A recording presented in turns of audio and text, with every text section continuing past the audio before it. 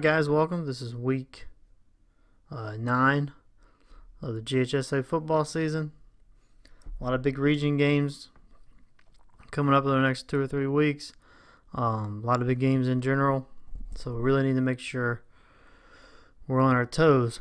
Before we start the actual training, I just wanted to show you guys YouTube kind of changed their policies. So if you're a subscriber to us, thank you. If you're not a subscriber, please subscribe. But if you're a subscriber, what you need to do is go to our page on YouTube and click this little bell right there. And once you click it, now you'll get the notifications that when we post new videos. It used to be just if you were a subscriber, you got notifications anyway. YouTube kind of changed some things, so now you have to go to our page, click the little bell in order to get notifications. So if you're a subscriber and you haven't already done that, please do so. If you're not a subscriber, please subscribe to our page, and you'll get notifications every time we post. Alright, on to this week's training clips. Just want to look at the actions. Had a couple more fights the last couple of weeks. This crew did a really good job of keeping the peace. They see how they stay back. They come in about as far as they need to. They stay back. And you see one official there pulling out his notepad, start writing down names or writing down numbers. As you see this, we'll get back to the start. This de-escalated very quickly. I mean, it escalated quickly as well, but then it de-escalated pretty quickly. Coaches were quick to come out there, do what they need to do. So, good job by the officials here. Another game.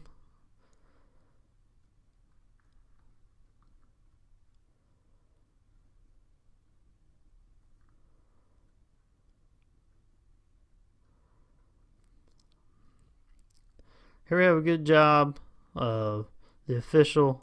Let's see the official there. The right screen. Got one coach in his ear going off. This official does a good job ignoring the coach, and good job ignoring the coach and paying attention more to the task at hand. And that's, kind of dissipate this fight here. But anytime you have players and the other team's bench, it complicates things a lot more. But again, this is a good job of the officials. You see pink flags flying. Good job of getting the flags. We gotta have flags on the ground indicate there is a foul. The one thing I don't like here, we have too many officials running in to get in the middle of it, and there's no need for that. Just step back and jot down numbers. Because there's nothing we can do in the middle. But still a good job, both crews.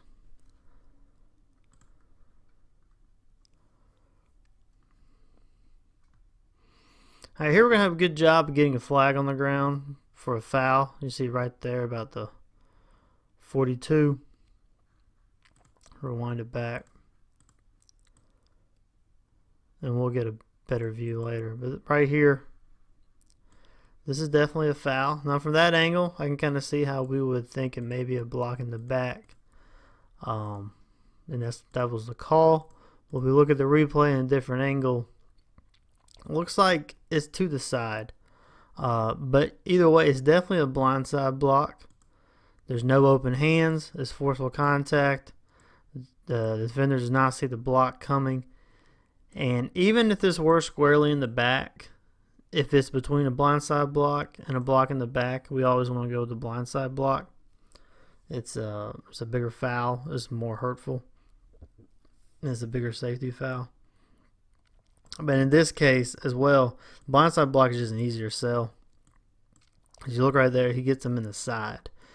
It can be, I know it can be deceiving because the way he kind of flies forward. That's why we don't always necessarily want to just judge them based on how they fall. We want to see the whole contact. So this is a lot easier sell for a blindside block than a block in the back. Because if I'm an evaluator or a coach and I'm looking at this, I'm saying, nope, he got him in the side. But if blindside block, it checks off all the criteria. And it's just an easier sell and a better call.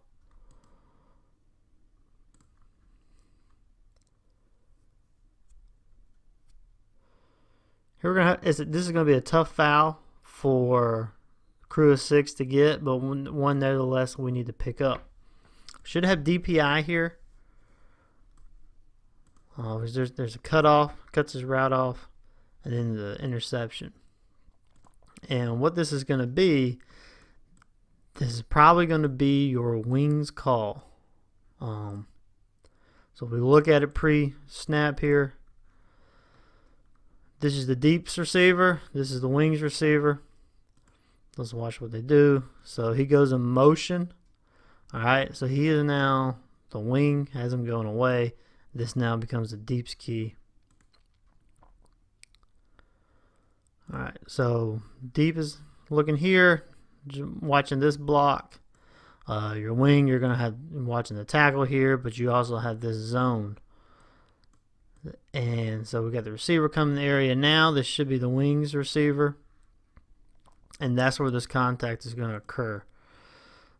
So, like I said, wing, that is the wing's primary. Deep, you can see it. If you see it, you can help out.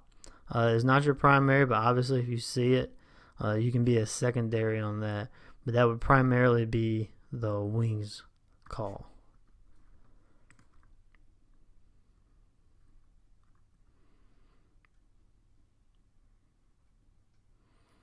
Doesn't look like we can see it too well. You can kind of see the contact there. Wide view is a little bit better. Alright, let me back this up. Here we're going to have a illegal substitution coming on the field here. You can see right there. This would just be illegal substitution, would not be illegal participation. It doesn't really participate in the play that much. So we did a good job here. Live ball foul. And it'd just be 5 yards legal substitution. Since he did not participate in the play, we would not call illegal participation.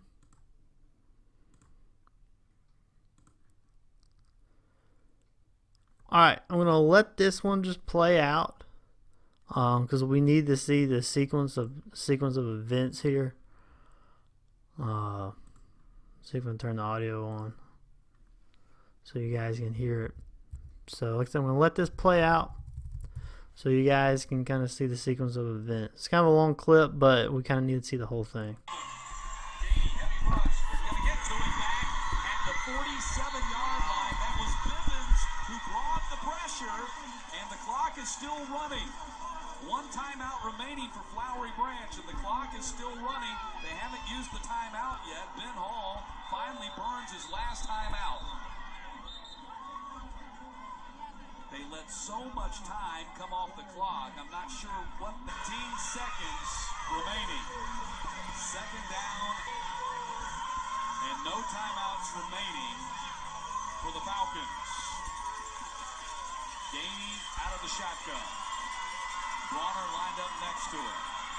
Gainey, heavy rush, throwing on the run. Incomplete, stops the clock with 13 seconds. And now it's third down.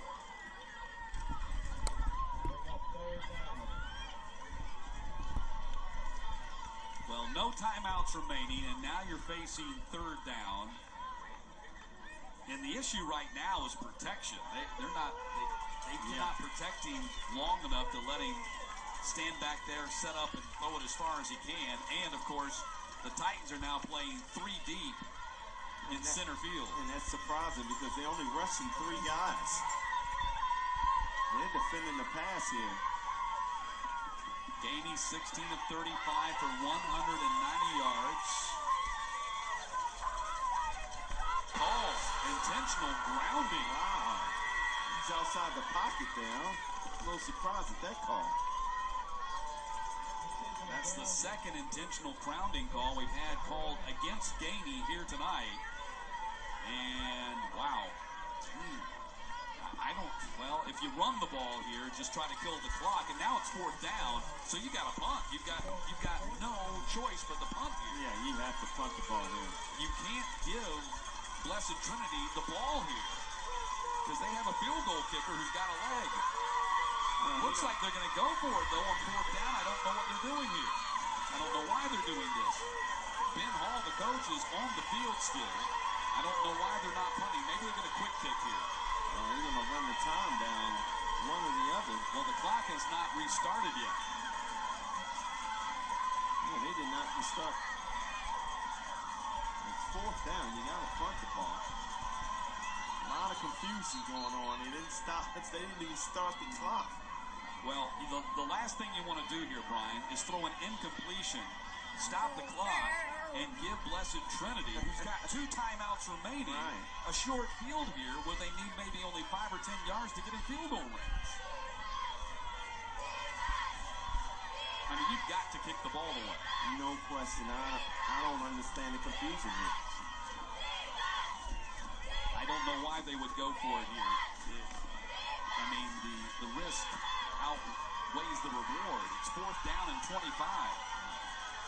And you have no timeouts remaining. See the referees huddled up, trying to figure out what's going on themselves. Well, I see what Ben Hall is saying. Ben Hall is saying it should be 3rd down, but if it was intentional grounding, it's a loss of down penalty.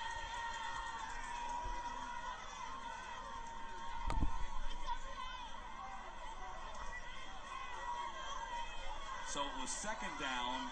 Well, I think it was 2nd down when he threw the pass, right? So it should be 3rd down. That should be the loss of down, and that's what Ben Hall is arguing right here. It shouldn't be 4th down. But well, they still call it 4th down. And Ben Hall is arguing, and now they will punt. All right, so you saw the whole sequence of events. Let's go back and talk about this. So this is 1st down, and so they're going to run the play. So we see all that. Flash forward here. Now we have 2nd down.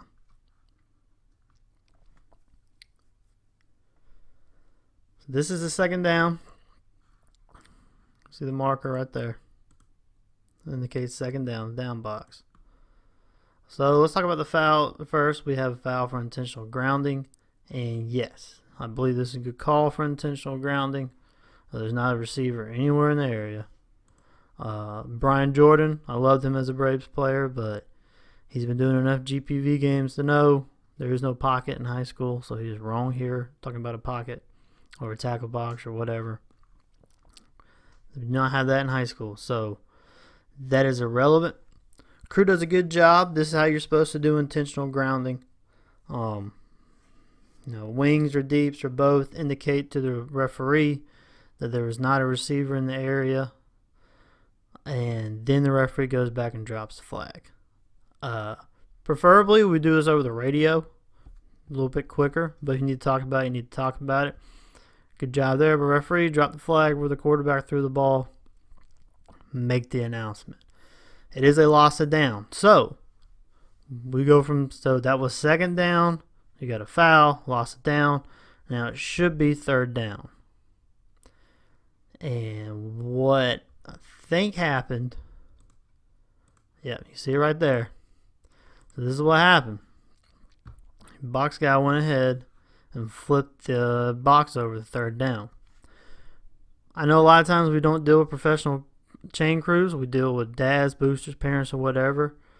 But we really need to impart them in the pregame. Do not flip that box over until they're 100% sure that there's not a flag on the play, or until the headline judge indicates to them the next down. That's when they should flip the box, and we need to give that to them in their instructions. Again, I understand we're dealing with boosters, parents, fans, whatever. It's not always going to happen, but we need to make that part of the instruction. Regardless of that, we as officials, the down marker's not for us. The down marker's for the fans, coaches, or whoever. we need to be keeping up with the downs ourselves. So we got 6 officials here on the field and a guy on the clock. And I think there's a play clock there. So you got 8 officials among you guys. We got to know what down it is. So out of all the 8 officials, someone should have known what down it is. So here we should be going from second down to third down. The coaches are right here. This should be third down. And then, the coach. I don't fault the coach here for trying to get the attention of being on the field because he's got some gripe. He's got a lot of stuff. I mean, he's right. So let him, I don't fault him for that or fault the officials for letting him talk about it. Even the quarterbacks are there. He's saying, hey, it's third down. So, yeah, come together as a crew. But this is where we should have figured it out somewhere. It should be third down. Now we're going to go ahead, talk about it, then we indicate fourth down. So this is a big call. I mean, you see the score there, you see the time, you see where they're lining up this next play, 38, and we're taking them a down away. All they got to do is get in field goal range for this game. And so they could have been getting field position to game-winning field goal. Instead, now because of an error on the officiating crew, they're going to have to punt the ball away and give the other team an opportunity to win the game. All right, this is big. This is a big miss. This is a big error. We cannot let stuff like this happen. This is easily an avoidable error. We got to do a better job of keeping up with downs. That's why we have down indicators. All right, let's watch the left defensive tackle. Question was asked, should this be blocked below the waist? On the defense, no. Didn't have the good talking point here is the defense still, they are under the rules of free blocking zone. But to me, he charges immediately. And also, he kind of takes himself out of the play. You can see the offensive line is in pass blocking. By him going down, he basically just took himself out. So we have there's no advantage there. And it's not, so the next thing would be, is it a safety issue? Yeah, blocking below the waist is a safety issue, but this is not a particularly heinous block. So either way, this is a call. That's just a no call.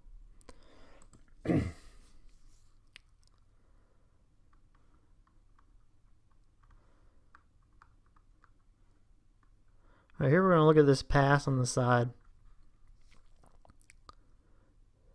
Now we can't see feet, but we can from this angle, but we can see bobble. They have to control this ball. And you can tell he's clearly out of bounds and does not have firm possession of this. This is when he maintains possession, or actually, maintains possession right there. You can see he's already out of bounds. Even from this angle, we can see he's already out of bounds.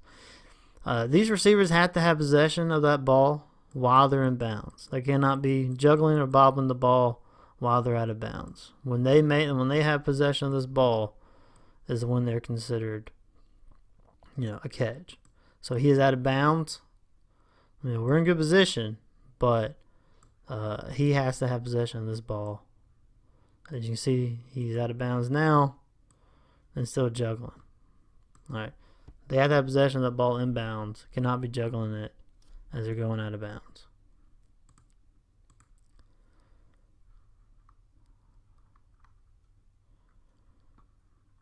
All right, last one. We're going to have intentional grounding again. It's a good call. As we can see, there's no one in the area. The only thing about it is a little too much conference for this. We should good job of placing the ball. Let's do all the talking before we drop the flag on the ground. And let's try to use radios as much as we can. You can see we're just talking a little bit too much. Don't touch each other when you talk. It just looks bad. But a little too much talking after. Do all that before, then we drop the flag, and then we make the signal. But it is a good call for intentional grounding. All right, that's it for this week. Not as many clips, but I really wanted to spend some time on that loss at where we lost it down. So good luck this week, and stay safe.